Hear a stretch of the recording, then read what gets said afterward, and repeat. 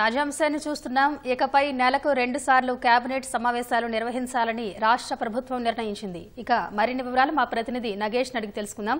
నగేష్, చెప్పండి, నెలలో రాష్ట్ర మంత్రివర్గం భేటీ కావాలని నిర్ణయించడానికి గల కారణాలేంటి?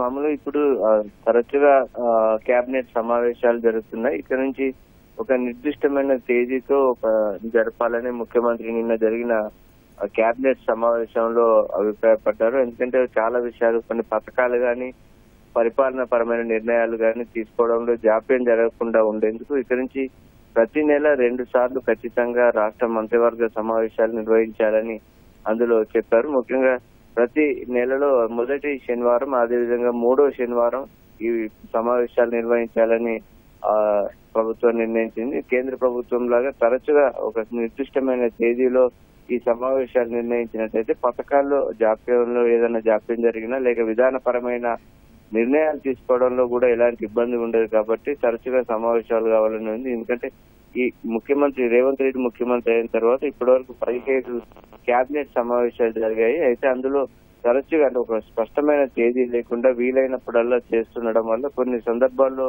ఆ నిర్ణయాలు ఆలస్యం అవుతున్నాయని, అదేవిధంగా మంత్రుల దృష్టికి చర్చించడం కూడా ఆలస్యం అవుతుంది అనేది నిన్న కేబినెట్ సమావేశంలో ఒక అభిప్రాయం వ్యక్తమైన నేపథ్యంలో ప్రభుత్వం ఈ నిర్ణయం తీసుకుంది. ధన్యవాదాలు నగేష్.